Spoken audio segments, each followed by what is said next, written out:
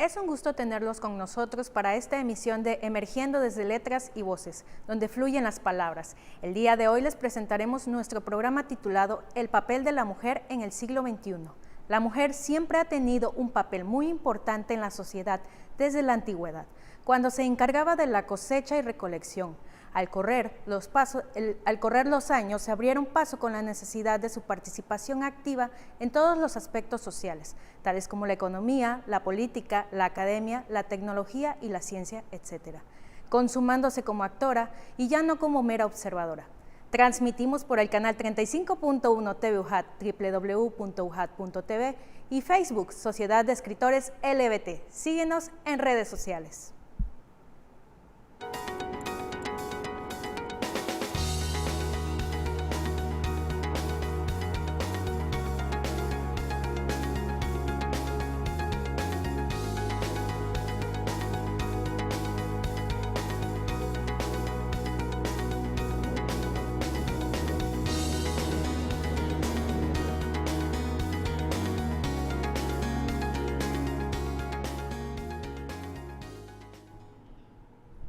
Hola, ¿qué tal? Muchas gracias, Ana Laura. Les saluda Elimanuel Austria Hernández. Sean ustedes bienvenidos a nuestro programa televisivo. Es un gusto enorme para nosotros tener esta nueva emisión de Emergiendo desde Letras y Voces. En el programa de hoy les presentamos el papel de la mujer en el siglo XXI. Como comentó nuestra compañera, la mujer de hoy ya no desempeña un solo rol, porque en la actualidad son independientes y autónomas. Mucho de esto también tiene que ver con la situación económica que tiene el país.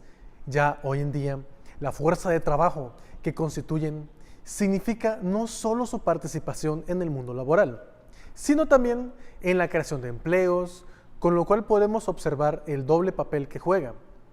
Primero, en el hogar, y se ha ganado su lugar en diferentes ámbitos: el cultural, social, laboral, político y hasta religioso, por nombrar algunos. Así, es un gusto tener con nosotros a las hermanas Georgina Tello Maglioni y a Gabriela Tello Maglioni, quienes se consideran fieles practicantes de la lectura y poseen una amplia experiencia empresarial. Ellas nos acompañarán para dar vida a esta charla que será muy productiva. Muchas gracias por estar con nosotros, Gina y Gaby. Háblenos un poco sobre ustedes. ¿Qué les motivó e inspiró a ser empresarias, administradoras y participar en el sector público? Bueno, antes que nada, muy buenas tardes a todos y muchísimas gracias por la delicadeza, la sutileza de la invitación. Nosotras somos afortunadas de haber sido formadas en una familia de lucha. Nuestros padres tenían una empresa de panificación, una fábrica de pan industrializada donde no solamente se preparaban panes con un proceso de producción ya sistematizado por máquinas, sino también de manera artesanal. Y desde muy chicas nos invitaban con frecuencia a acompañarlos. Esto nos permitió que nosotras entendiéramos desde niñas de dónde procedían los ingresos familiares y también a qué se dedicaban nuestros padres. Y originó que desde jovencitas nos acercáramos a la producción de alimentos que después comercializamos de manera informal. Gaby y yo, jovencitas, preparábamos platillos para cenas navideñas y después los expendíamos. Al cierre de esta empresa, porque infortunadamente tuvieron que cerrarla mis padres, mi madre, Gaby, que siempre ha sido una mujer de visión comercial y por su dinamismo y a iniciativa de ella, decidimos aperturar en familia un pequeño bistró, un café, que atendíamos las tres hermanas y nuestra madre, apoyados por personal que contratamos para mesería y para el servicio de cocina. Infortunadamente también en su momento hubo que cerrarlo y años después, ya en mi caso casada, movida por la necesidad de aportar a la economía familiar, empiezo a buscar empleo. Yo soy egresada también de la UJAT, de la licenciatura en Derecho, y la primera oportunidad que recibo, la recibo en el gobierno federal, en una posición muy modesta, como prestadora de servicios por honorarios en la Secretaría de Agricultura, Ganadería, Desarrollo Rural, Pesca y Alimentación, lo que se conocía como la Zagarpa. Allí tuve la fortuna, como se dice coloquialmente, de caer en blandito. Tuve la gran oportunidad de tener 3 subdelegados que me apoyaron y me formaron no solo en el sector del campo, sino mi delegado, quien entonces encabezaba la delegación de la Secretaría, me instruyó personalmente sobre la administración pública. Con ellos sentaron las bases que posteriormente me permitirían en el gobierno del Estado poder dedicarme de lleno a la administración pública. Excelente. Señora Gabriela, ¿qué nos podría decir sobre esta parte? Además del ámbito familiar, de sus negocios, del bistró, la parte de panificación, ¿qué más a usted la inspiró para entrar en este sector público? En el sector público, la invitación que siempre es oportuna tenerla, y sobre todo la participación de poder llegar a ser en una institución que tiene lineamientos y tiene programas y puede tener lo que se le llama la tutela de un servicio público, poder hacerlo diferente. O sea, poder hacer dentro del marco con las normativas y demás, llegar a tener esa mística que uno trae desde la iniciativa privada, aunque sea muy chiquita, de tratar de hacerlo más eficiente y tratar de hacerlo más transparente.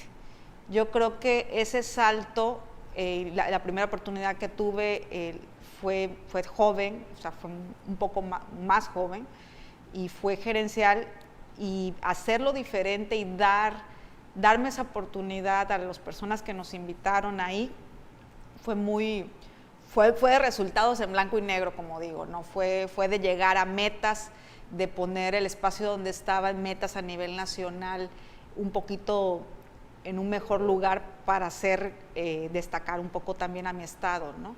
Entonces yo creo que el servicio público sí cuando te invitan o cuando te involucras o cuando compites estar, creo que demanda de ti una obligatoriedad que es funcionar para lo que te pagan, y segundo, tienes que transmitir la transparencia y tienes que transmitir la eficiencia. Y como mujer creo que es todavía un doble reto, porque aunque sí ha permeado mucho esa equidad, todavía hay muchísimas resistencias de hombres hacia mujeres, pero mucho, a veces más, de mujeres hacia mujeres. Entonces, en ese aspecto también hay que ir haciendo brecha y hay que ir haciendo esa nueva cultura en los diferentes espacios de gobierno en donde uno esté o en lo privado para irlo creando. Excelente. Ahora que están comentando sobre esta parte de que las metas conllevan retos, ¿verdad? Y los retos a veces también llevan algunos obstáculos que deben superarse. Entonces, la siguiente pregunta es para ambas.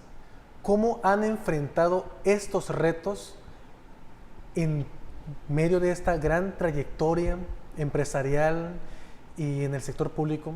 ¿Y cómo lo han superado? Bueno, en mi caso no me atrevería a calificarlo como un reto, pero sí como una complejidad que ha tenido que día a día lograrse brincar, lograrse salvar.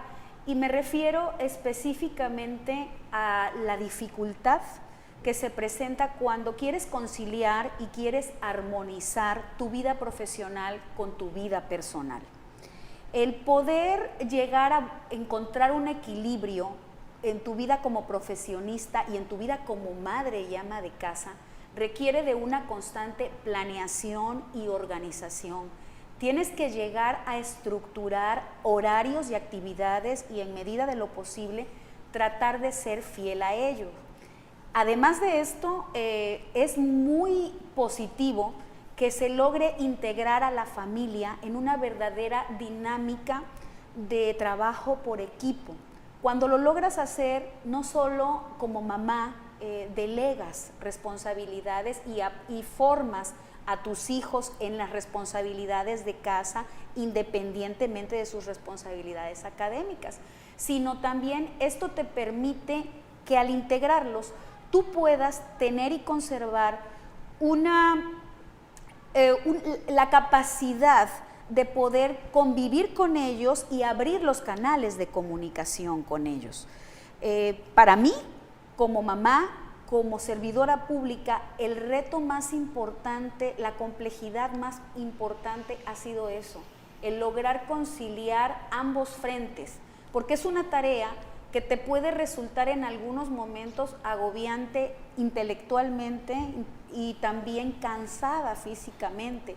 Así que la priorización es básica, priorizarte, organizarte y además de ello, pues ser fiel a esa estructura de vida y hay que mencionarlo, de alguna forma tratar o intentar de destinar un día a la semana también para descanso, porque de verdad que es inagotable, es agotante, el tener que día a día estar conciliando esas dos actividades. Sobre todo en la parte de derecho, que uno tiene que conciliar demasiado, me imagino. Tu vida profesional Sí. y tu vida personal tienen una importancia, obviamente. Tu trabajo te permite tener bien a tu familia, pero el poder realizar tus actividades, cumplir con tus responsabilidades como servidor pública sin detrimento o menoscabo de tu vida familiar y de tu actividad como madre, es complicado y muy cansado. Pero, insisto, organizándote, planeando, es un obstáculo que puedes salvar. Excelente, muchas gracias. Ahora, señora Gabriela, justamente comentando de estos retos y obstáculos, ¿usted como mujer en algún momento de su amplia trayectoria profesional se encontró con algunos de estos obstáculos que nos comentaban hace un momento sobre estas partes en las que el hombre cierra puerta hacia la mujer, o peor aún, que la mujer cierra puerta hacia la mujer? ¿Cómo logró superar estos detalles y cuáles son también los mayores triunfos que ha tenido respecto a estas situaciones? Pues mira, la complejidad de encontrarte con una adversidad de tipo cultural siempre se da, pero la mejor forma de contrarrestarla, en mi fórmula, en mi diario, a mí lo que me ha ayudado es capacitarme. O sea, si se duda porque la mujer tenga una capacidad de poder dar un resultado, la mejor forma de combatir esos criterios tan arcaicos, tan básicos, es a través de resultados y a través de trabajo. Entonces, como consejo para las que nos escuchan y los que nos escuchan, creo que tomarle mucha importancia a veces a esas teorías de la conspiración porque eres mujer y de esas complejidades, no les deben de dar mucho valor y deben de mejor enfocarse a sus metas, a sus objetivos, a capacitarse, a tener una agenda muy bien definida de su objetivo a donde lo quieran llevar, ya sea en lo privado, a través de su microempresa o en lo público. Actualmente en lo público hay mucho más oportunidades ya un poco más forzadas que las normativas y las leyes y las diputadas en San Lázaro, las diputadas aquí en lo local de varias legislaturas han hecho para tener estas oportunidades. O sea, solito no íbamos a tener una representación de 49% en 49, 46, 44% en las cámaras de diputados. Solito nos iba a dar una representación en los ayuntamientos a nivel nacional de un 44%. Si la agenda legislativa y las normativas no se hubieran alineado en ese momento para crearlo, no se daba, no nos iban a dar esa oportunidad. Y ahora ya se da. ¿Y sabes por qué se da? Porque se capacitó a alguien para hacer una iniciativa y poderlo meter en la agenda.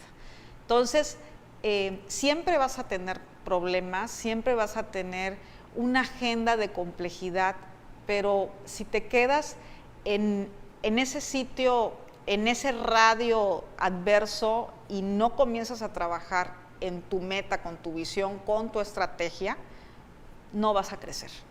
Eso es lo que yo te puedo decir. Complejidades las he vivido, muchísimas inundaciones, la influencia en el 2009, ¿qué te puedo decir? En el negocio lo he vivido, pero nos enfocamos en la solución. Creo que eso es lo más importante. En vez de pensar simplemente en el obstáculo, en el problema, se ha comentado de que estos obstáculos pueden servir en vez de un tropiezo como un escalón para mejorarnos a nosotros mismos, ¿verdad? Y sobre todo el asunto de la capacitación propia para mejorarnos a nosotros mismos como personas y como profesionales para hacer frente a estos retos. Ha quedado bastante claro esta parte. Y esto nos lleva a la tercera pregunta, que es para la señora Gina. Las mujeres son en la actualidad esposas, madres, trabajadoras, administradoras, profesionistas, políticas, entre muchas cosas más que se dice de que si a una mujer le pagaran realmente por lo que realmente hace, el mundo no tendría la cantidad suficiente para pagar. Entonces la pregunta es, ¿cuál es el papel de la mujer hoy en día posicionada en el siglo XXI? Afortunadamente, en la actualidad vivimos una era de empoderamiento de la mujer. Anteriormente, en décadas pasadas, la mujer estaba como predestinada a realizarse y a desarrollarse únicamente en la actividad familiar y en la crianza de los hijos. Con el cambio, el devenir histórico y la evolución y la propia brecha que la mujer se ha abierto, y de esto es testigo mi generación, porque precisamente en mi generación tuvimos la oportunidad de ver ese despegue de la mujer en nombres como Margaret Thatcher, como Indira Gandhi en los 80s. Yo tengo muy presente una entrevista que dio Lord Dennis Thatcher, el esposo de la ex primer ministro, donde él narraba y decía que su esposa en Downing Street, que es la residencia oficial del premier inglés, la señora salía de una reunión de gabinete en la sala de juntas y caminaba hacia la cocina de su casa a preparar la cena para él y sus dos hijos. Y esta señora fue primer ministro de 1979 a 1990 y logró compaginar con una perfección enorme ese encargo, ese puesto de alta, tan demandante con su vida privada.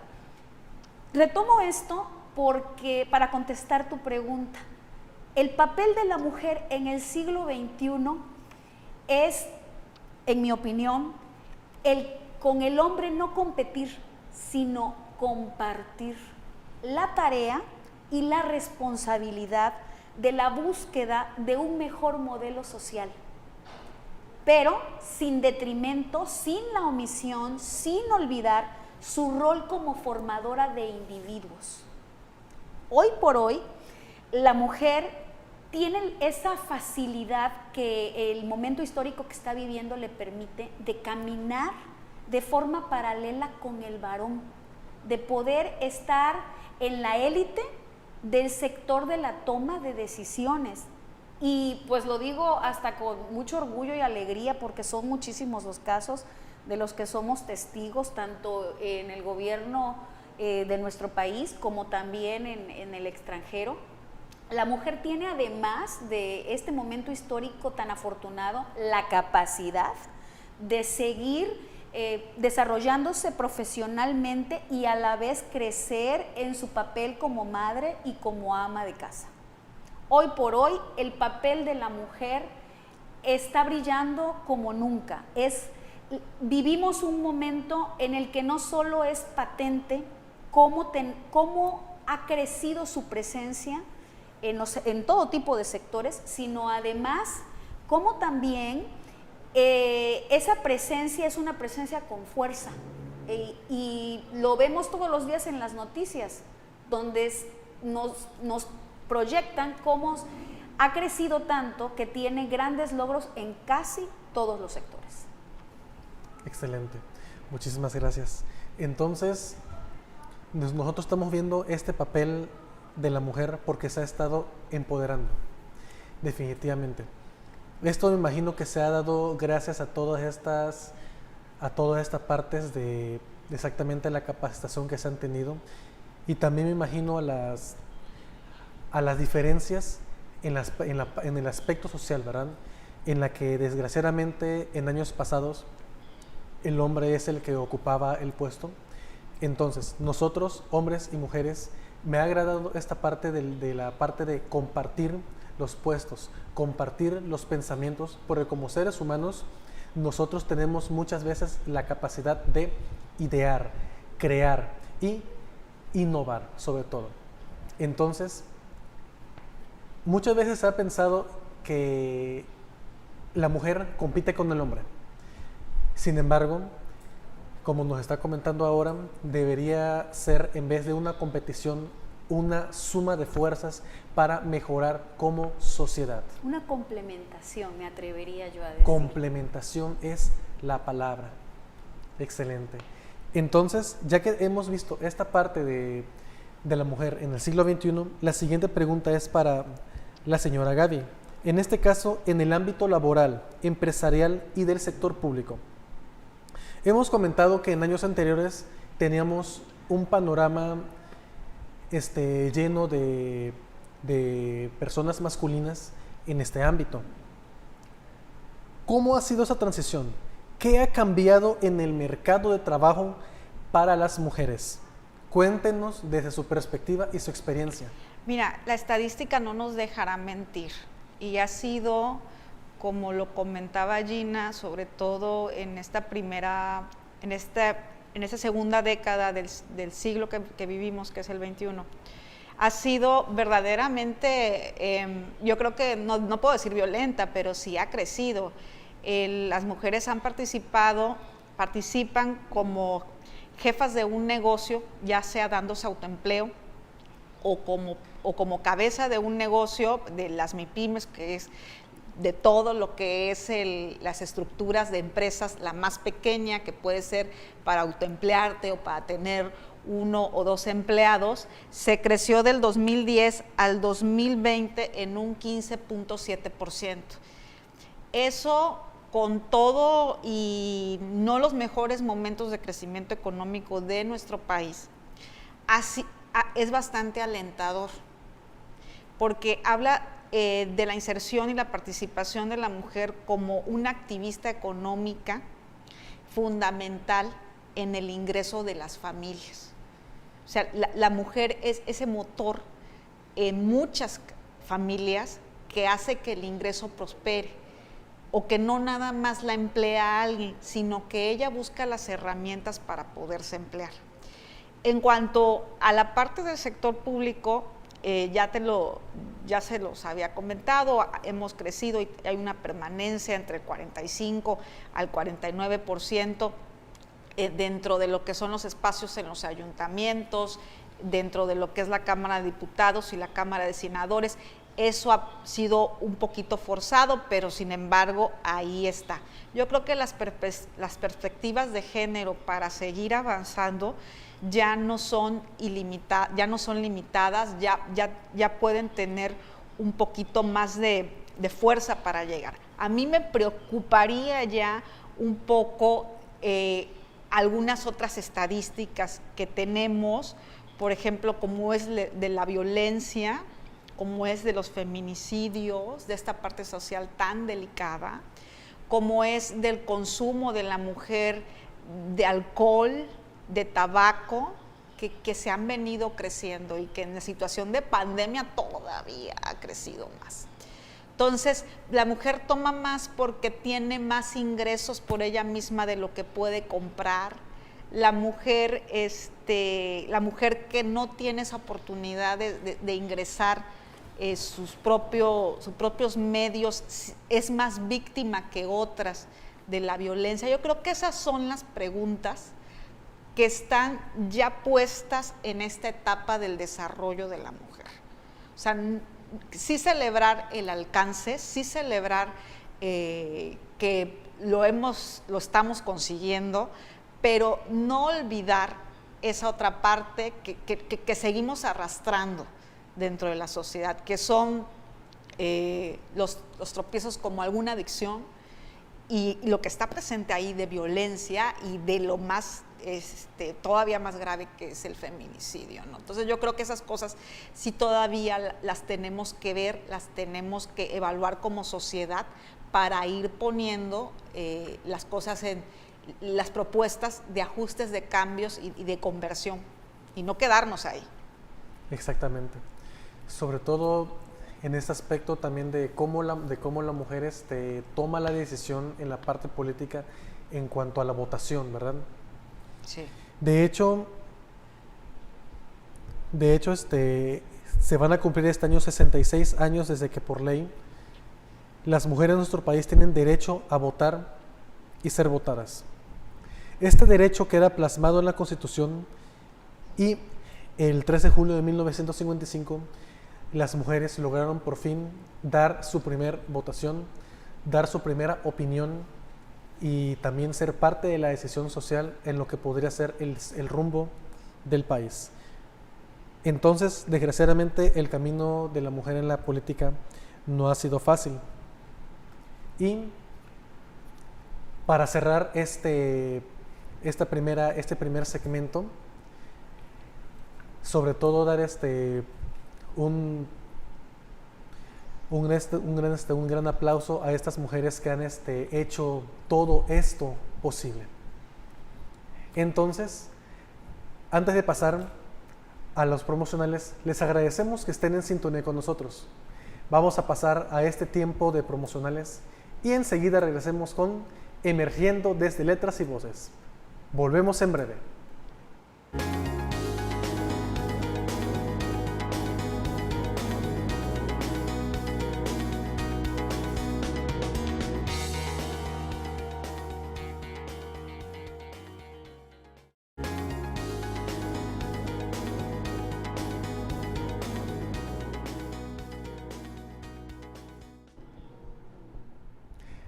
Estamos de vuelta con nuestro programa cultural Emergiendo desde Letras y Voces, donde fluyen las palabras. Es un gusto que sigan con nosotros. La Sociedad de Escritores y la Universidad Autónoma de Tabasco trabajan en conjunto por el bien de los profesionales de la palabra. La Escuela de Escritores José Gorostiza pone a su disposición el curso de ortografía y redacción, así como los diplomados en formación y creación literaria y redacción profesional. Ambos diplomados son avalados y certificados ante la UJAT. Los trabajadores y estudiantes de nuestra máxima casa de estudios gozan de un 20% de descuento en el costo de las mensualidades. No dejes pasar esta oportunidad. Para más información, llama a los números telefónicos 99 31 46 73 90 y al 99 32 02. 9932 64 75 02. Transmitimos por el canal 35.1 de TV UJAT y en internet www.ujat.tv. Sigan nuestro enlace desde Facebook de la Sociedad de Escritores Letras y Voces de Tabasco. Volvemos a nuestro tema del día, el papel de la mujer en el siglo XXI. Vamos a continuar ahora con la señora Gina, para entrar a este segundo segmento. Una parte que ha sido fundamental en la construcción del ser humano y de lo cual también trata este programa ha sido la parte literaria, los libros. Estimada Gina, coméntanos, en tu percepción personal, ¿cuál ha sido el papel de los libros en tu vida?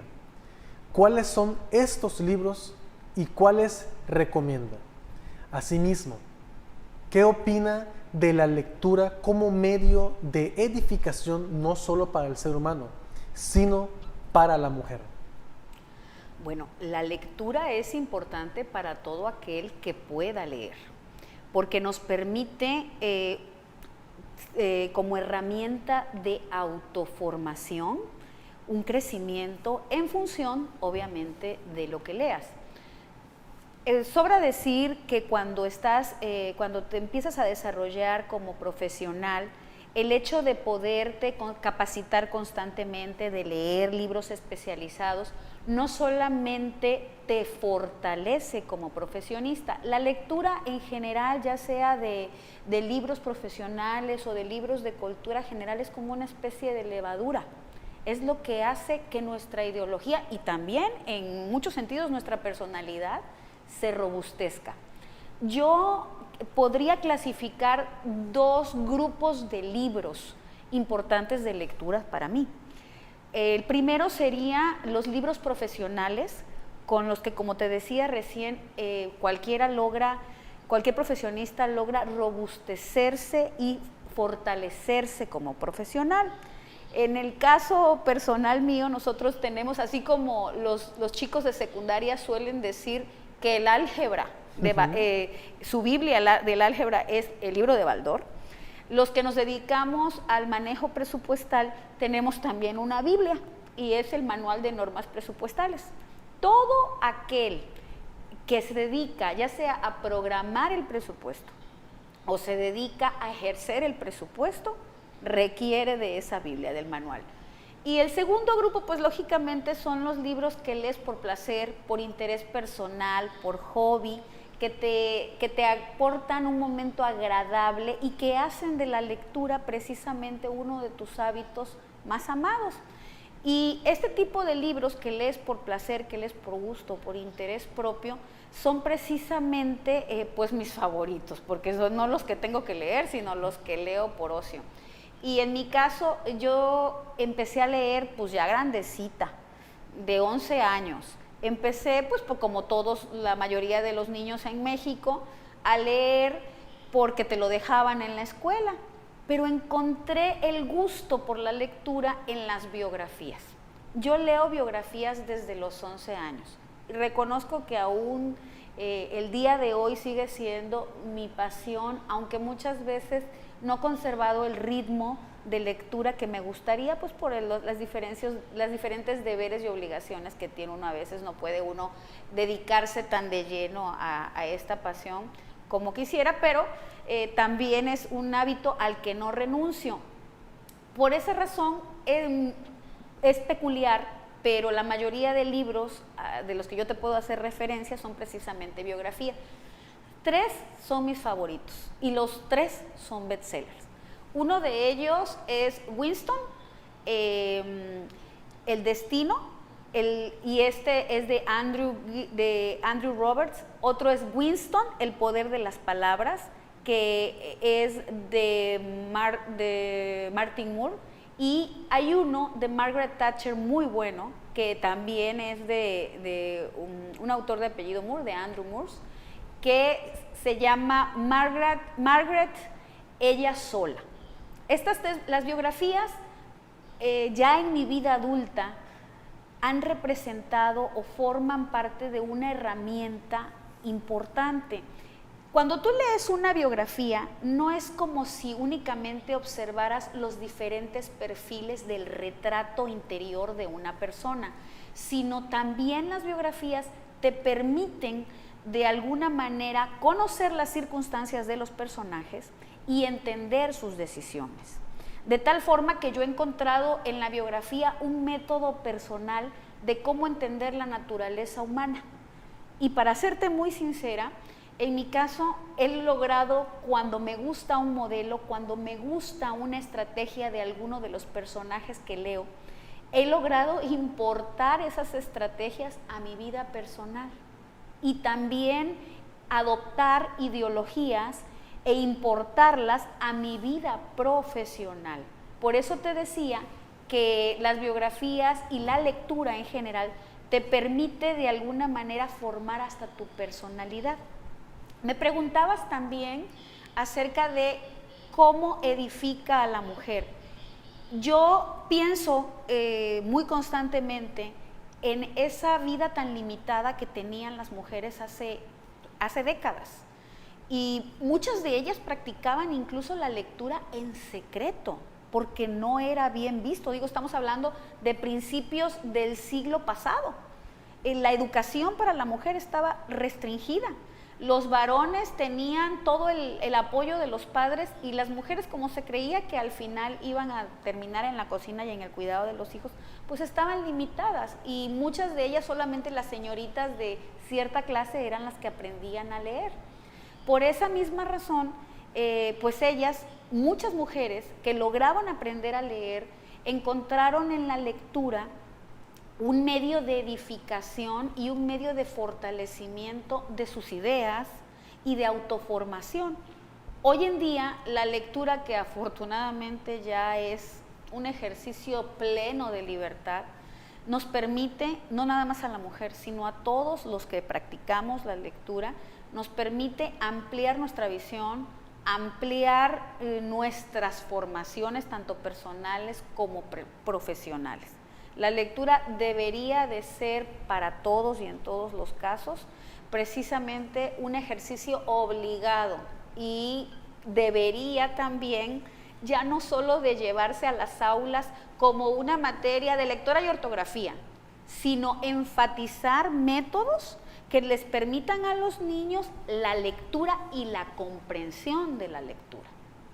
En efecto, sobre todo porque esta parte de la lectura no solamente nos edifica y nos hace pensar de formas diferentes. Es curioso cómo, por ejemplo, el español, que es nuestro idioma, es a veces tan complejo que nosotros incluso después de nuestra edad escolar y durante, seguimos aprendiendo estas normas de ortografía y redacción, ¿verdad? Entonces, en las escuelas se nos ha puesto y se nos ha prácticamente impuesto la obligación de leer para comprender nuestro idioma y para conocerlo, porque definitivamente sería una falta para nosotros mismos que el idioma que nos ha tocado hablar no lo logremos dominar. Sin embargo, la parte de la lectura, como nos está comentando, no es solamente esta parte, sino que también nos ofrece mucho más, ¿verdad? Como lo que son las emociones, los sentimientos, nos proyectan historias de vidas reales, como lo que son el caso de las biografías, y sobre todo también nos transportan a mundos que muchas veces pudieran ser imaginarios, e incluso mundos reales que pueden superar la ficción. Entonces la lectura, tanto para el hombre como para la mujer, dicen por ahí de que si volamos, abrimos nuestros paracaídas. En este caso, para no caer de lleno a la tierra, los libros son hermoso paracaídas, ¿verdad? Entonces, volviendo al ámbito empresarial, se dice que 8 de cada 10 empresas desaparecen en los 2 primeros años de operación. Si esto de por sí es desafiante para cualquier emprendedor, para las mujeres que buscan poner un negocio, Gaby, ¿por qué hay tantos frenos para iniciar un negocio propio? ¿Qué consejo le daría a las mujeres para enfrentar este obstáculo? Pues primero definir la esfera o el ámbito o a lo que se quieren dedicar. Investigar en sus posibilidades qué es lo que quieren hacer. Buscar financiamiento. Muchos de los negocios que desafortunadamente bajan la cortina es porque no tienen capital de trabajo que es lo que hace que funcione el día a día y carecen de eso. La capacitación y el financiamiento son fundamentales para el éxito de cualquier negocio. O sea, no es nada más, por ejemplo, abrir la tortillería y abrirla porque se te ocurrió que vives en una colonia donde hay mucha gente y te pueden comprar. Tienes que ver cómo funciona la máquina, tienes que ver a quién le vas a comprar la harina, tienes que ver cuáles son las normativas de salud para poder expender un comestible. Entonces, esos desafíos son, como yo te decía, son casi permanentes, pero de una vez que se sobrellevan, la mujer se queda con lo mejor de la experiencia de haber emprendido un negocio, aunque lo cierre, y la experiencia es muy básica.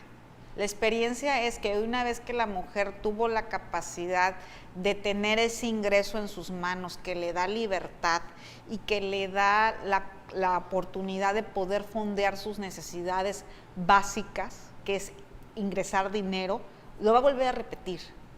O sea, si creemos que la mujer, que porque fracasó en los pasteles, que a lo mejor no le salía bien la mezcla de los pasteles y no había mucha competencia, va a llegar a su casa y se va a sumir en una depresión, se va a los 3 días a secar las lágrimas y va a agarrar un catálogo de zapatos y se va a poner a vender zapatos. Lo que debemos de hacer es darle las herramientas de financiamiento para que esos zapatos se puedan comprar y ella salga con las ganas del mundo a quererlos vender. Si la mujer que concursa un trabajo en una vacante que sea del sector privado y no lo logra la primera y no entiende ese choque de emociones y se desanima y no lo quiere volver a hacer, esa mujer ya tiene un conflicto, no en ese momento, lo va a tener para toda la vida. Creo que esa educación emocional de cómo enfrentar las adversidades que se deriven de la experiencia infortuna o que no sea afortunada de un primer emprendimiento o de querer acercarse a buscar un objetivo laboral, es fundamental que la generación de cristal, que es la media de esos 64.5 millones de mujeres que habitan ese país, tenemos la media de 30 años, lo entienda. No lo estamos entendiendo. No, queremos todo fácil, rápido y que no nos cueste, y así no funciona esto. Esto funciona no con toda la madurez del mundo, porque no vamos a esperar a tener 60 años, ¿verdad?, para ser completamente maduros, pero sí con el razonamiento de que buscas que te entrenes para lo bueno y te entrenes para lo malo. Porque también hay muchas que les va bien mucho a la primera y muy fácilmente y se cuelgan de eso y no entienden que un negocio es diario, que es una capacitación que hay que guardar, que hay que atender bien al cliente, que se construye con la seriedad de ser una persona que tu marca eres tú, es tu prestigio.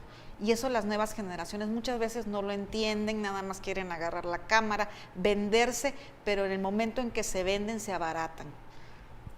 Porque hay que construir en base al ejemplo de algo, de una creación, ¿sabes qué? Vendí estos 15 pares de zapatos, oye, ¿sabes qué? Te los trae rápido, o sea, vas construyendo una historia alrededor de tú mismo.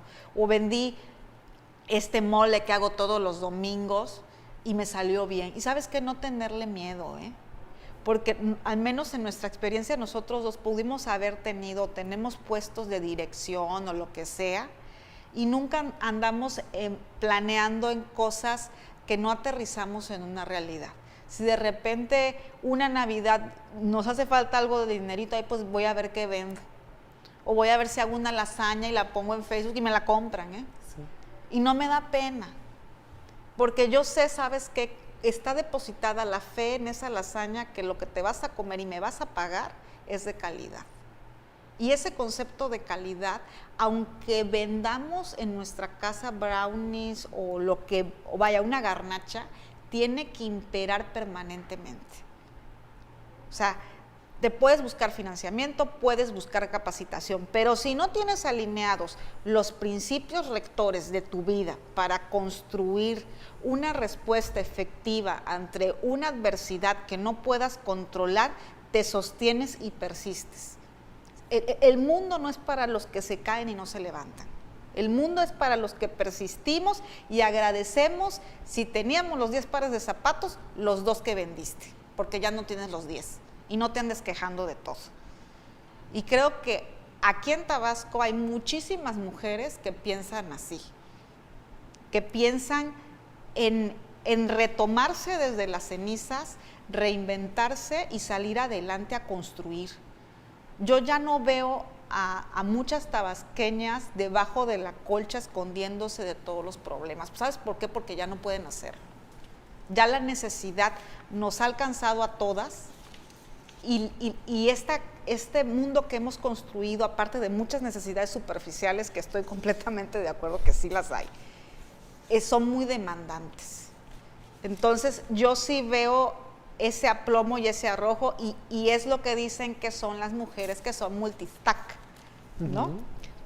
Que haces una cosa y haces otra y tienes tu trabajo de oficina, de gabinete, pero en la tarde a lo mejor das una clase de algo o das una capacitación o te pones a vender comida y no tenerle miedo a la vida. Y yo creo que eso sí, los tabasqueños, vaya, sí ha permeado mucho en nosotras. Ya no vemos esas mujeres que no hacen así como que nada, no. A nadie ya todo el mundo ya perdió la pena de vender. Y creo que eso nos ha ayudado y se ha reflejado ahora en la estadística, que bueno, que entre otras cosas, gracias a la empresa tractora que es Pemex y la refinería, ha servido mucho en servicios y que ha permeado hasta Villahermosa y que afortunadamente ya no estamos en esos últimos indicadores de desempleo, pero ha movido a la sociedad en torno a ese flujo de dinero. Y los apoyos que a veces dicen los subsidios, que son del apoyo a las madres de familia y todo esto que viene de las becas Benito Juárez, lo que sucede en la comunidad es algo un fenómeno que hay que estudiarlo, porque no es nada más que vas y como que critican el populismo de que vas y entregas el dinero, aguas. Ese dinero también crea una economía de escala. Y ese dinero, cuando llega a esas familias que lo necesitan, ya tiene el pequeño capital de trabajo la señora para poder vender algo. Y alguien ya tiene algo para poderlo pagar. Y todos esos subsidios en una comunidad van creando la economía de escala. Y va mejorando, quizás no es lo óptimo, quizás ahí no nos podemos quedar, estoy convencidísima de eso, pero sí te ayuda a mover el flujo en ese momento y reactivar. Excelente. Entre los puntos más importantes que usted acaba de comentar, me impresiona bastante ese hecho de que ahora el quedarse quieto es, bueno, opción de cada quien, ¿verdad? Tanto para los hombres como las mujeres, pero sobre todo para las mujeres que han estado en este caso entrando mucho más al papel social, al papel político, al papel empresarial. Ellas también aportan a sí mismas y también son capaces y sobre todo de aportar al hogar. En esta parte de que algo que al menos en mi infancia me decían a modo de anécdota, es esa típica frase: estudia para que no andes vendiendo después como aquel fulano. Y es algo que desafortunadamente me llegaron a comentar no solamente a mí, sino quizá a muchos niños de nuestras épocas. Porque en este caso las actividades económicas no estaban tomadas como se toman el día de hoy, como un medio para salir adelante a cualquier costo. Entonces, esta parte de aferrarse a continuar hacia el frente es lo que está haciendo esta diferencia entre quedarse estancado entre estos obstáculos que, como comentábamos en las estadísticas, a los 2 años desafortunadamente algunos negocios cierran, pero esto no es motivo para quedarse simplemente ahí. Una cosa es nuestra formación personal, nuestra formación académica, nuestras carreras profesionales, pero uno no se casa simplemente con esto. En lo personal, soy ingeniero químico. Me han comentado, ¿estás dedicándote a estas partes? ¿Cómo ejerces tu profesión de ingeniería química? Ok, perfecto. Uno puede no casarse con esa simple ingeniería. Uno puede tener un estudio mucho más allá y dedicarse no solamente a una cosa, sino a varias cosas a la vez, y de esta forma innovar y tener una forma de ingreso propio, edificación, y también esta forma de que poco a poco, al estar en varios ámbitos, uno va teniendo este pequeño conato de innovación que va generando lo que es el primer negocio. Esas palabras que nos acaba de comentar han sido bastante reveladoras y sobre todo inspiradoras, al menos para mí como conductor. Muchísimas gracias por esto. Ahora, en esta parte de la participación, la siguiente pregunta es para usted, señora Gina. ¿Cómo ha sido su colaboración personal y la participación en el ámbito del servicio público en el Estado? Asimismo, en base a todos estos cambios, ¿cómo percibes la presencia de la mujer en la toma de decisiones de este sector? Bueno, como hemos venido platicando, la evolución de la participación de la mujer en todos los sectores, no solamente en el sector público, está en uno de sus mejores momentos.